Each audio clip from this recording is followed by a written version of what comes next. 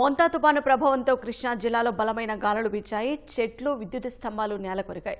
మరింత సమాచారం మా ప్రతినిధి శ్రీనివాస్ ప్రత్యక్ష ప్రసారం ద్వారా అందిస్తారు. Thank you Shaheen. మోంతా తుఫాన్ తీరం దాటిన తర్వాత దాని ప్రభావం కృష్ణా జిల్లా వ్యాప్తంగా కనిపిస్తోంది. జిల్లాలో మోస్తరు వర్షంతో పాటు బలమైన ఈదురుగాలులు ఇస్తున్న నేపథ్యంలో జిల్లా వ్యాప్తంగా కూడా ఇప్పటికే చాలా ప్రాంతాల్లో పంటలు నేల కొరిగాయి. వరి పంట కావచ్చు, లేకపోతే కమర్షియల్ పంటలు కావచ్చు, ఇవన్నీ కూడా దాదాపు ఎక్కువ మొత్తంలో నేల కొరిగిన పరిస్థితి అయితే కనిపిస్తోంది. ప్రస్తుతం మనం కృష్ణా జిల్లా ప్రధాన కేంద్రం మచిలీపట్నంలో ఉన్నాము. నిన్న అర్ధరాత్రి నుంచి వీచిన ఈదురు గాలులకు మచిలీపట్నంలోని విద్యుత్ స్తంభాలు అలాగే చెట్లు కూడా పడిపోయిన దృశ్యాలను మనం చూస్తున్నాము.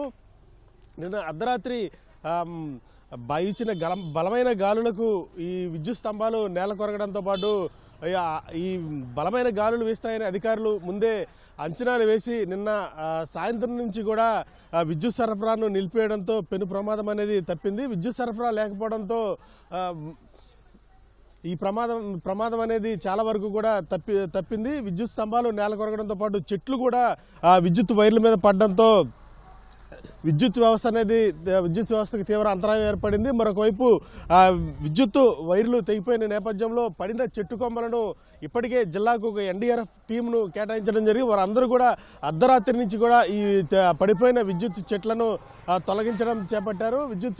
పడిపోయిన చెట్లను తొలగించడంతో పాటు విద్యుత్ వైర్లను విద్యుత్ శాఖ అధికారులు విద్యుత్తును పునరుద్ధరించేందుకు చర్యలు చేపట్టడం జరిగింది. ఎప్పుడు పడిందండి ఇది? నిన్న 7 గంటలకు పడిందండి. నిన్న 4 గంటల కాడి నుంచి కరెంట్ లేదు. మాకు కరెంట్ తీసేశారు. కలెక్టర్ గారి అనౌన్స్మెంట్ ఇవ్వడం వల్ల ఎవరో బయటికి రాలేదు. గాలి విపరీతంగా వచ్చింది. వర్షం రాకపోవటం కాస్త ప్లస్ అయింది మనకి.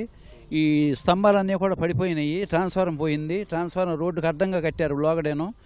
ఈ స్తంభాలు కూడా వినాయకుడి గుడి కానించి చిలకలపొడి వరకు కూడా స్తంభాలు ఇప్పుడూ వేసినాయి. రోడ్డు ఇరుకైపోయింది. ట్రాఫిక్ పెరిగింది. రోడ్డు క్రాస్ అవ్వాలంటే చాలా ఇబ్బందిగా ఉంటుంది పిల్లలకు కానీ పెద్దవాళ్ళకి కానీ. ముందు అర్జెంటుగా ట్రాన్స్ఫారం ఒకటి అవతల జరపాలి. స్తంభాలన్నీ పునరుద్ధరించాలి. వాటర్ లేదు. స్నానాల కాటికి కూడా వాటర్ లేదు, కరెంట్ లేదు. చాలా ఇబ్బంది పడుతున్నామండి. అధికారులు కొంత అప్రమత్తం చేయబట్టి ఈ విపత్తులో కొంత నష్టం అనేది తగ్గిందనుకోవచ్చా? గవర్నమెంట్ బాగా పనిచేసిందండి. 7 గంటలకల్లా స్తంభం పడిపోతే చెట్టు పడిపోయి స్తంభం పడిపోయింది. పావు గంట 20 నిమిషాల్లో అందరూ వచ్చారు. ఎన్డీఆర్ఎఫ్ వాళ్ళు వచ్చారు. రాత్రి 9 గంటల వరకు క్లియర్ చేశారు. మొత్తం అంతా బాగా చేశారు. అయితే కరెంట్ లేదు, మెయిన్ ప్రాబ్లం అది. ముందు అర్జెంటుగా కరెంట్ కావాలా. వాటర్ లేదు స్నానాలు కాటికిను. నిన్న 4 గంటల నుంచి కరెంట్ లేకపోవడం వల్ల చాలా ఇబ్బందిగా ఉంటుంది. రాత్రి కూడా ఇబ్బంది పడ్డాము. కాస్త ఈ ట్రాఫిక్ కూడా పెరిగింది. రోడ్లు స్తంభాలకు అవతల జరపాలి, ట్రాన్స్ఫారం అవతల జరపాలి.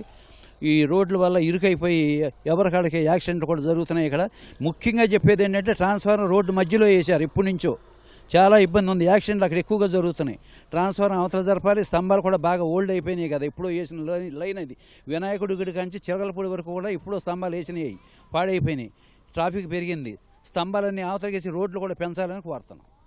ఎట్లా ఉంది రాత్రి తుఫాను పరిస్థితి? ఎన్ని పడిపోయినాయి కదా?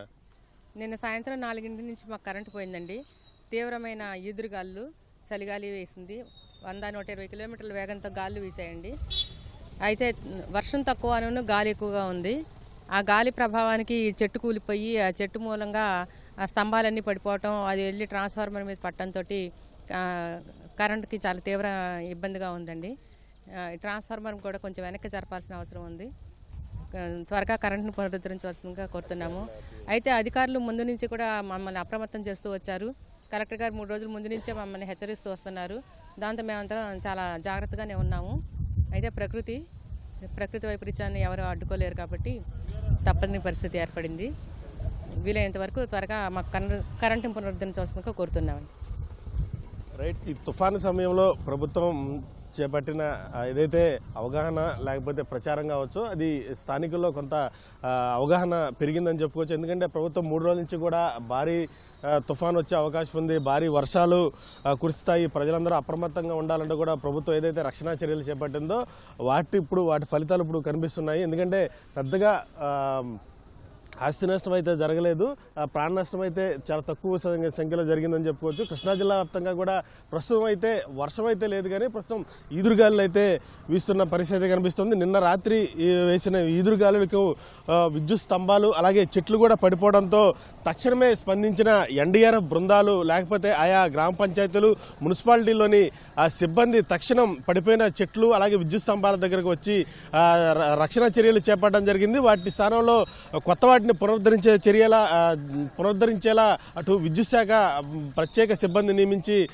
యుద్ధ ప్రాతిపదికన విద్యుత్తును పునరుద్ధరించేందుకు చర్యలు చేపడుతోంది. ఇదే కొన్న పరిస్థితి. కెమెరామెన్ ఎంఎస్ఎన్తో శ్రీనివాస్, ఈటీవీ న్యూస్, మచిలీపట్నం.